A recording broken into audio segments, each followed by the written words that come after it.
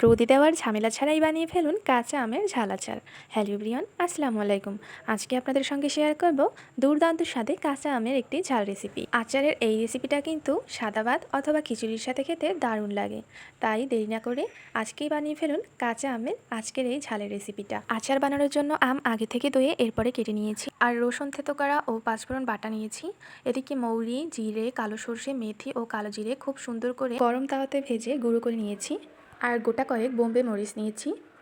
পরে চুলায় খাঁটি সরিষার তেল গরম করে এর মধ্যে থেতো করা রসুন ও পাঁচফোড়ন খুব সুন্দর করে ভেজে এর মধ্যে 2 চামচ পরিমাণ হলুদের গুঁড়ো দিয়ে দিচ্ছি।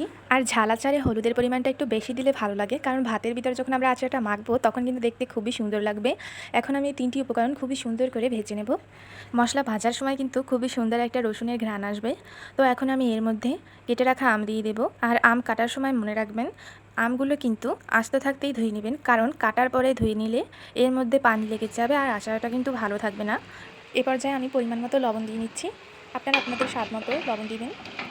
আর খুব সুন্দর করে লবণটা আমের সাথে মিশিয়ে নিব। লবণটা মেশানো হয়ে গেলে এর মধ্যে আমরা ভেজে রাখা যে মশলাটা গুঁড়ো করে নিয়েছিলাম তা দিয়ে দেবো। আর এই ঝাল আচারে মশলার পরিমাণ যত বেশি হবে তত কিন্তু আচারটা খেতে ভালো লাগবে। এখন আমি মশলাটা খুব সুন্দর করে আমের সাথে মিশিয়ে নিচ্ছি। আর এই আচারে কিন্তু অনেকে আবার হালকা চিনি ব্যবহার করে, কিন্তু আমার কাছে চিনি দেওয়াটা ভালো লাগে না, তাই আমি দিই না। আর এখন আমি দিয়ে দিচ্ছি 2টো বোম্বে মরিচ।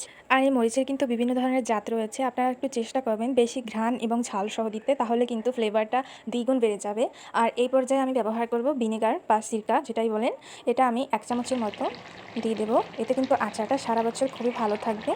আর আচারটা দেখতে যখন এরকম হয়ে যাবে তখন কিন্তু আর বেশি নাড়াচাড়া দেওয়া যাবে না, তাহলে কিন্তু আচারটা ভেঙে চুরে একদম গলে যাবে। তো ভিনেগার দেওয়ার পরে আপনারা 2-1 মিনিটের মতো চুলায় রেখে এরপর আচারটা নামিয়ে নেবেন। আর আচার ঠান্ডা হয়ে গেলে আপনারা কাচের বয়ামে এটা সংরক্ষণ করতে পারেন। আর মাঝে মধ্যে আপনারা রোদের ভিতর যদি 20 মিনিটের মতো রাখেন তাহলে কিন্তু আচারটা ফ্রিজে না রাখলেও খুব ভালো থাকবে। তো সবাই ভালো থাকবেন, আর আমার চ্যানেলে নতুন হয়ে থাকলে অবশ্যই আমার চ্যানেলটি সাবস্ক্রাইব করবেন। আল্লাহ হাফেজ।